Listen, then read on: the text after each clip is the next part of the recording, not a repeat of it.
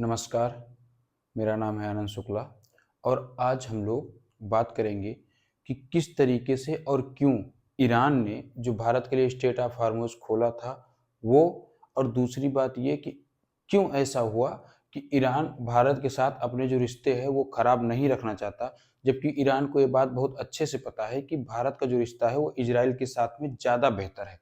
तो इसके बारे में हम थोड़ी सी बात करेंगे। तो सबसे पहले हम लोग बात करते हैं ईरान और भारत का संबंध। तो ये मल्टी डायमेंशनल एक तरीके से टॉपिक है।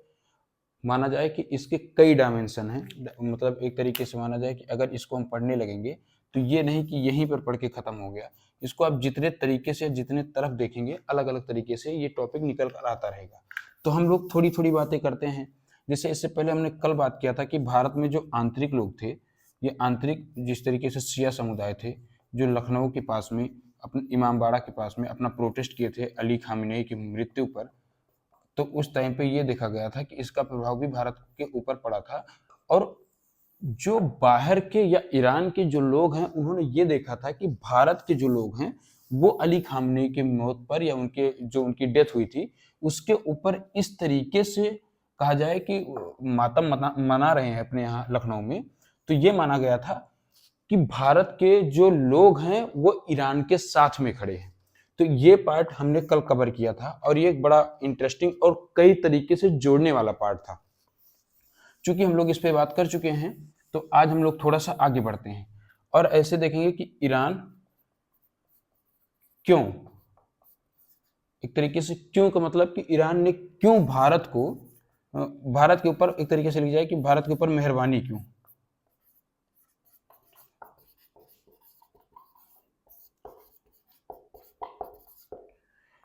क्योंकि हम लोग देखते हैं जियोपॉलिटिक्स में या जो आज के समय जो मैटर चल रहा है या जिस तरीके से भारत में या पूरे विश्व में बातें होती हैं उसमें कोई भी देश किसी भी देश के लिए कोई भी काम फ्री में नहीं करता है पूरे विश्व में, चाहे जो भी हो।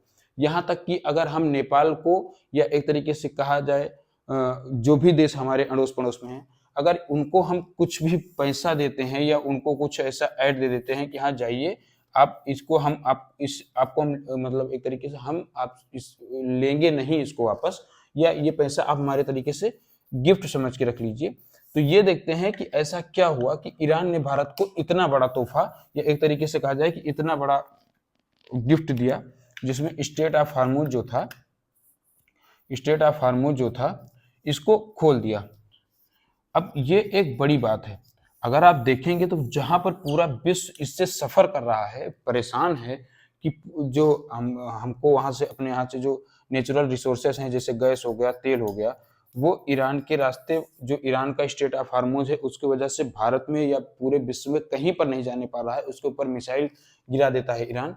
चूंकि भारत और इसके जितने भी पड़ोसी देश इधर हैं और मान लीजिए ईरान यहाँ पर और स्ट्रेट ऑफ हार्मोज मान लीजिए ऐसे है, तो इधर से आने वाले जितने भी जहाज हैं इन पे सब पे हमला करता है ईरान। और यहाँ पर मौजूद जैसे मान लीजिए भारत हो गया, इधर Thailand, Taiwan, Vietnam, Laos, Cambodia, जितने भी इधर के देश हैं, जितने भी आते जाते देश हैं उसमें सब में ये रोक के रखा है ईरान ने। किसी भी देश में इतने में तेल और खास करके उन देशों में जो अमेरिका के ज्यादा समर्थन में हैं, उनके पास देखा गया है कि जो तेल का टैंकर या गैस का जो है एक तरीके से कहा जाए जहाज जाती है उसको हमला करके खत्म कर देता है, लेकिन जब बात भारत की आती है तो छोड़ देता है। और साथ में चीन, तो भारत और चीन के लिए जब बात आती है तो देखा गया है कि ईरान थोड़ा सा मेहरबानी दिखाता है। हम लोगों का मेन टॉपिक यही है तो इस पर हम लोग अब थोड़ी सी बात करते हैं। तो हम लोग इसको समझने के लिए कई तरीके से और कई आयाम से बात करेंगे, तब हो सकता है कि इस पे बात क्लियर हो पाए। तो सबसे पहले हम लोग बात करते हैं कि रूस। चूंकि मैंने जब से आप लोगों से बात करना या एक तरीके से कहा जाए कि बताना चालू किया है तब से मैं रूस का नाम बार बार लेता हूं, रूस और अमेरिका का, क्योंकि ये दोनों देश ऐसे हैं जिनके वजह से ही पूरे देश में पूरे विश्व में एक तरीके से जंग का माहौल है या युद्ध होता रहता है। तो इन दोनों का नाम तब तक चलेगा जब तक एक बड़ा विश्व युद्ध नहीं हो जाएगा, या एक तरीके से कहा जाए कि दुनिया में कोई और महाशक्ति नहीं उभर आएगी। जैसे मान लीजिए चाइना हो गया, वो महाशक्ति के रूप में आ रहा है, इंडिया को कह सकते हैं, लेकिन अभी तक चूंकि हम बात ज्यादातर ऐसे नहीं करेंगे कि मोरलिटी पर या एथिक्स पे बात कर दें कि हाँ हमारा इंडिया महान होने वाला है या होगा या विश्वगुरु बनेगा। इंडिया से बहुत आगे चाइना है। अगर इंडिया विश्वगुरु बनने लगा तो उससे बहुत पहले चाइना को विश्वगुरु बन के बैठा रहेगा। तो हम इस तरीके से समझने की कोशिश करते हैं। तो रूस के समर्थन में है ईरान। इसका बहुत पुराना इतिहास है कि पहले ईरान अमेरिका के पक्ष में था, फिर वहां पर सत्ता परिवर्तन हुआ और वहां पर रूस की सत्ता आई। तो ये सब बातें हम लोग और किसी वीडियो में या कभी करते हैं। अभी समझते हैं कि रूस का जो साथ है वो ईरान का साथ में है या ईरान इनके साथ में है। और रूस हो गया, चीन हो गया, ईरान हो गया, ये सब देश जो हैं वो एक हैं। एक तरीके से कहा जाए कि इन देश के जो राजनेता हैं वो एक दूसरे के साथ में उनका जो संबंध है वो भी अच्छा है और इन देशों का संबंध भी अच्छा है। अभी ये भी पता चल रहा है कि जो इस तरीके से ईरान के जो नए आयतुल्ला बनाए गए हैं वो भी जाकर अभी बैठे हैं रूस में, या अपना इलाज कराने रूस में गए हैं। पुतिन ने एक स्पेशल चार्टर प्लेन भेजकर इनको अपने देश में मंगाया था। तो अब इसके बारे में हम समझने की कोशिश करते हैं कि ऐसा क्या है। तो थोड़ा सा और पीछे चलेंगे तो हमको एक ग्रुप पढ़ने को मिलेगा, इसको कहते हैं ब्रिक्स। वैसे तो ब्रिक्स का मतलब ईंट होता है, लेकिन यहाँ पर विश्व की राजनीति के बारे में समझने के लिए समझना पड़ेगा कि ब्रिक्स क्या है। इसके अलग अलग टर्म हैं जितने भी लिखे हैं। ये रूस की पहल पे बनाया गया था, रूस आगे आकर इसको बनवाया था। और इसमें ये देखा गया कि पूरे विश्व की जो उभरती हुई अर्थव्यवस्थाएं थी, इस तरीके से कहा जाए जो ग्रोइंग इकोनॉमी थी, ग्रोइंग इकोनॉमी को एक साथ में लाया गया और एक ग्रुप बनाया गया जिसको कहा गया ब्रिक्स। अब इसमें कुछ बातें समझने वाली हैं। अब इसमें ऐसे समझ लेते हैं कि इसमें रसिया, चाइना, इंडिया, ये सारे देश, ब्राजील, ये सारे देश हैं। पहले ब्रिक हुआ करता था, फिर ब्रिक्स हुआ, साउथ अफ्रीका इसमें जुड़ गया। तो ये सब धीरे धीरे होता गया। हम लोग समझते हैं कि ऐसा क्या है कि ईरान साथ में है, तो इसके बारे में हमको सिर्फ समझना है ब्रिक्स। तो ब्रिक्स ग्रुप में सब सारे लोग हैं, तो इसका जो एक तरीके से जो हेड है वो रूस ही है। अभी भी अगर भारत और चाइना में कोई मैटर होगा या कोई बात होगी तो ये देखा जाएगा कि ज्यादातर चांस है कि मध्यस्थता जो है या बीच बचाव का काम जो है वो रूस ही करेगा। वो एक बड़ा इंटरेस्टिंग बात होगी, हम देखेंगे इस पे। तो जो रूस का काम है वो यहाँ भी बड़े भाई के रूप में आया है। बड़े भाई का मतलब होता है जब कहीं कोई लड़ाई हो तो साथ में आके खड़ा हो, या कहीं पर कोई बात हो रही हो तब भी वो साथ है। तो इसको एक तरीके से जियोपॉलिटिकल टर्म में इसको बड़े भाई की या बिग ब्रदर की भूमिका कहते हैं, जिससे भारत अपने अड़ोस पड़ोस के सभी जगह पर ऐसी भूमिका निभाने के लिए माना जाता है। चाइना भी ऐसे ही कुछ माना जाता है, लेकिन चाइना का अपना अलग टर्म है या अपनी अलग एक तरीके से कहा जाए उनकी फिलॉसफी है, तो उस पर हम लोग बात नहीं करेंगे। तो रूस और ईरान, चूंकि ईरान की ज्यादातर आपूर्ति या ज्यादातर संबंध रूस से अच्छे हैं, और रूस का संबंध भारत से कैसा है ये किसी को बताने की जरूरत नहीं है, और ये छुपा भी नहीं है किसी से कि रूस के संबंध भारत से बहुत बेहतर है। तो ये देखा गया कि चीन, जो कि इनमें रूस, चीन, भारत, रूस, ईरान, अगर वैसे तो देखें तो ये सारे देश अलग अलग हैं, लेकिन ये एक ग्रुप के तरीके के काम करते हैं, जिसमें से भारत जो है इनको माना जाता है कि किसी के पक्ष में नहीं रहता। ये यूएसए के पक्ष में भी आ जाता है और ये रूस के। तो इनका जो थोड़ा सा एक तरीके से कहा जाए कि रुख है वो किसी को समझ में नहीं आता। लेकिन जो चीन है या चाइना है वो इनमें सबसे बड़ी इकोनॉमी है, या कहा जाए कि यूएसए के बाद पूरे विश्व में सबसे बड़ी जो है, उसके बाद ये फर्स्ट हो गया। सेकेंड नंबर पर जो सबसे लार्जेस्ट इकोनॉमी है वो है एक तरीके से कहा जाए चाइना। तो ये बड़ी बात है, चाइना पूरे विश्व की सेकेंड लार्जेस्ट इकोनॉमी है और इसके पास संसाधन ज्यादा है। तो चाइना अभी भी युद्ध में खुल के सामने नहीं आ रहा है, लेकिन ये देखा गया कि जो ईरान है, ईरान को जो ज्यादातर मदद है एड के रूप में, या एक तरीके से कहा जाए मिसाइल या कुछ भी इनडायरेक्ट, न खुल के सामने आया है और न बता रहा है। ये मदद कौन कर रहा है ईरान को? चीन। अब ये भी देखा गया कि सबसे पहले जो स्ट्रेट ऑफ हॉर्मोज था, मैं फिर से एक बार क्लियर कर दूं, बताता रहता हूं उसके बारे में लेकिन फिर से बता दूं। मान लीजिए जैसे ये जल हो गया और ये जल हो गया, और ये हो गया एक तरीके से कहा जाए स्थल या लैंड, और ये हो गया वाटर, और ये हो गया स्थल। तो हम देखेंगे कि ये और ये इन दोनों को आपस में जोड़ेगा जो, और इन दोनों को आपस में अलग कर देगा। अब इसको समझते हैं कैसे, जैसे ये इनसे है, अब ये बनाया गया एक चीज जो इन दोनों एक तरीके से कहा जाए कि जो स्थल मंडल है या स्थल की जगह है उसको एक तरीके से कहा जाए कि इन दोनों को अलग कर दिया। और ये दोनों जो जल वाले हैं इसमें भी जल ही रहता है, पानी इसमें भी है, क्योंकि ये पतली जगह होती है और छोटी जगह होती है, और ये दोनों एक दूसरे को जोड़ देती है, इसलिए इसको कहा जाता है स्ट्रेट।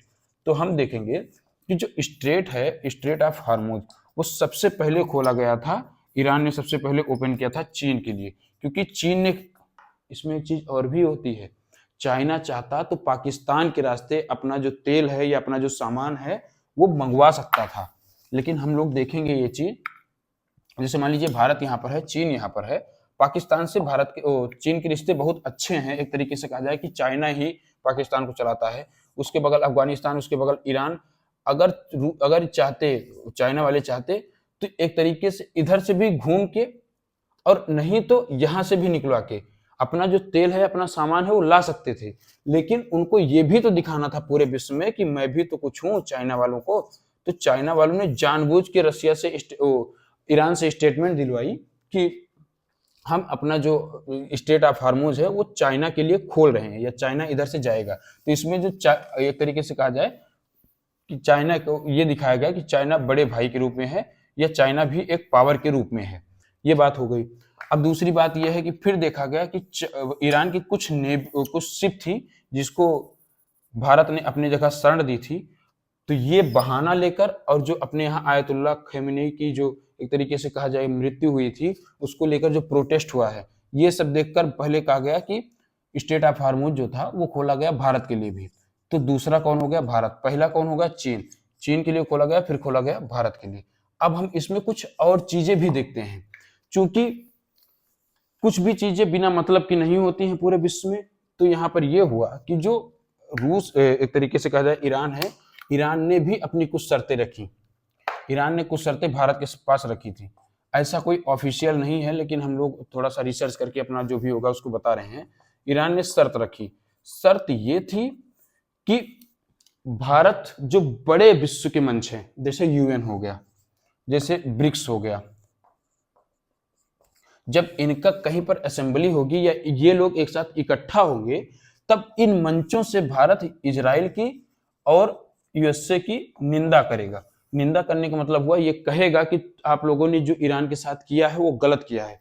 तो ये समझिएगा आप, जो जियो पॉलिटिक्स होती है या जो बड़े मुद्दे होते हैं उसमें अगर कोई भारत सरकार ऑफिशियल लेटर जारी करती है जिसमें भारत सरकार या भारत का विदेश मंत्रालय लिखा होता है, और उसके बाद में उसी में किसी चीज की आलोचना, किसी देश की आलोचना या निंदा की जाती है, तो उसका प्रभाव बहुत पड़ता है। उसका प्रभाव आने वाले 100 200 साल तक भी देखा जा सकता है। तो इसलिए अगर ये चीज होता है तो ये एक तरीके से कहा जाएगा कि भारत इसमें बड़ी दुविधा में फंसेगा। और भी कहा गया कुछ चीज ईरान के द्वारा, चूंकि ये चीजें खुल के नहीं आती हैं सामने, और ये भी दिखाया गया कि एस जयशंकर जी जो हमारे यहाँ पे हैं, उनका ये भी कहा गया कि वो जब गए थे स्टेट ऑफ हार्मोज खोलने के लिए बात करने, तब उसमें यह भी कहा गया था कि उन्होंने कोई बहुत फालतू या कोई भी बातें ईरान की नहीं मानी थी, लेकिन कुछ चीजें हैं जो ईरान चाहता है कि ऐसा हो। एक तरीके से सबसे पहले जो यूएन या ब्रिक्स हो गया, इससे तो अपना जो है ही। दूसरा है कि ईरान ये भी चाहता है कि कुछ ऐड का मतलब हो गया, जैसे मान लीजिए दवाई, खाना, अगर युद्ध के समय ये चीजें भारत को, ये ईरान को जरूरत पड़ी तो ये चीजें भारत पहुंचाएगा ईरान। ऐसा नहीं है कि ईरान युद्ध में फंसा हुआ है तो फिर अगर उन्होंने कुछ मदद की तो हम लोग कोई मदद नहीं करेंगे, हम लोगों को भी करना पड़ेगा। तो भारत जो है वो ऐड के रूप में ईरान को पहुंचाएगा दवाई, खाना, ये सब चीजें। तो ये दूसरी मदद हो गई। ये जो बड़ी मांगे थी रखा गया। अब इसमें कुछ और समझने वाली चीज है कि ईरान ने ऐसा क्यों किया होगा, ईरान ने क्यों किया होगा ऐसा, कि उनको ऐसा क्या जरूरत पड़ गई कि उन्होंने भारत को इतनी मदद की।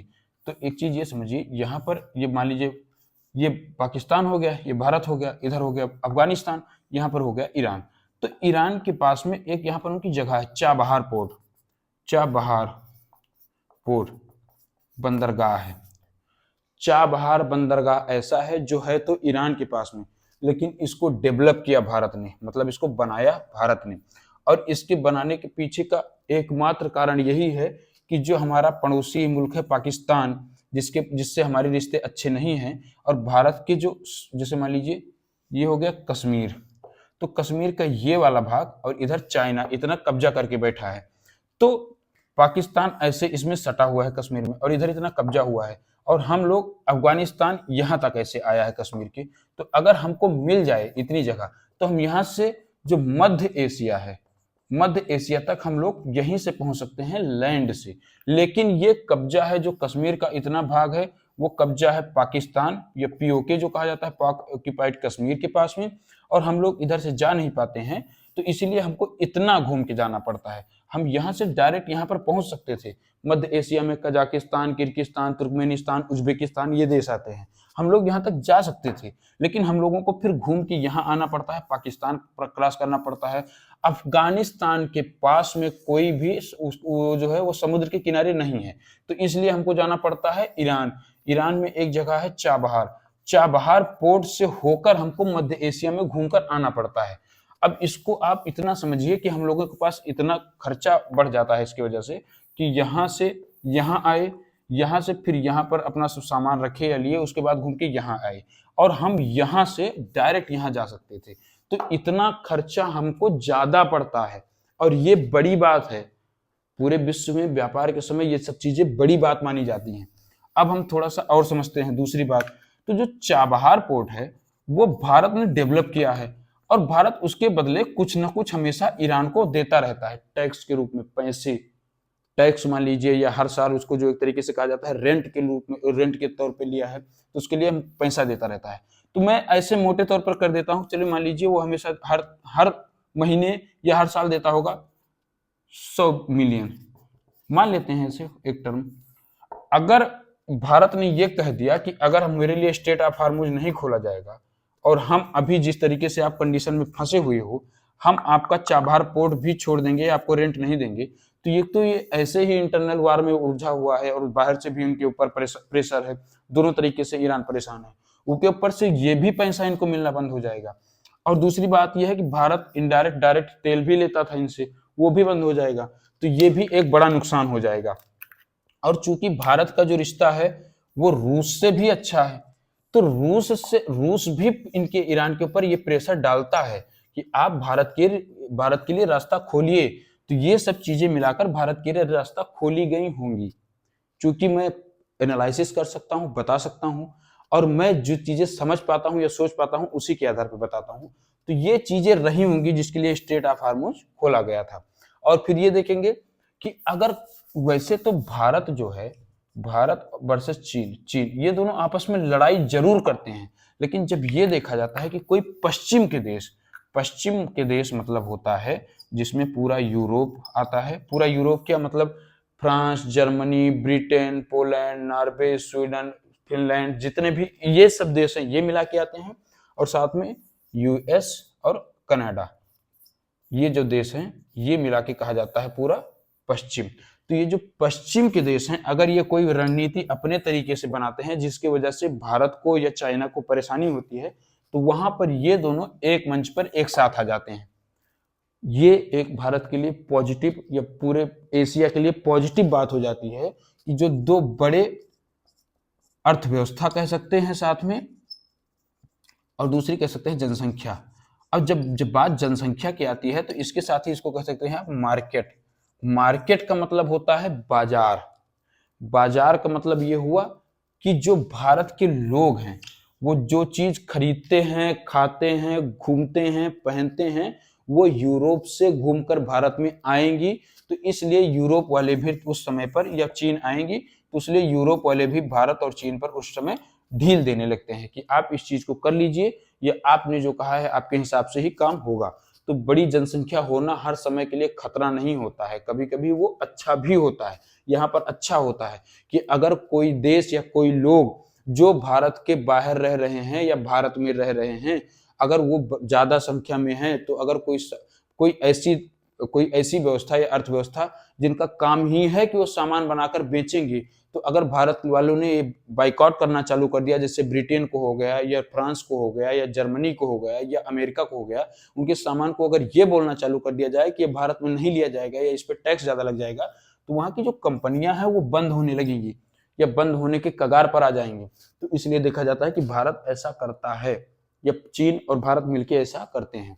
तो ये एक बढ़िया इंटरेस्टिंग सा टॉपिक था जो मैंने सोचा कि आपसे थोड़ा सा डेवलप किया जाए, बात की जाए इस पे। और इसमें और भी डेवलपमेंट होती रहती हैं, चीजें बदलती रहती हैं। जैसे जो चीजें बदलेंगी या जो चीजें आगे बढ़ेंगी उसके बारे में मैं आप लोगों से और बातें करता रहूंगा। चूंकि मैं अभी नया नया चालू किया हूँ, एक तरीके से कहा जाए इन सब कंडीशन में मैं अपने आप को नया नया रख पाया हूँ, तो हो सकता है कि कई चीजें मुझसे गलत होती हूँ, कई चीजें सही होती हूँ। जैसे अभी लाइट को लेकर बड़ी समस्या है या लाइटिंग को लेकर बड़ी समस्या थी, उस पर थोड़ा सा काम हुआ। आवाज को लेकर, एक्सप्रेशन को लेकर, इन सब चीजों को लेकर अभी थोड़ी सी समस्याएं मेरे सामने हैं, जिसको मैं आगे चल के धीरे धीरे एक तरीके से सही करने की कोशिश करूंगा। और तब तक के लिए जब मैं ऐसा करूंगा, तब तक के लिए आप लोग मेरे साथ रहिए, मेरा सहयोग करते रहिए, और ऐसे ही हम लोगों के साथ में मिलकर और आप लोगों के साथ में मिलकर ऐसी बातें होती रहेंगी। तब तक के लिए धन्यवाद।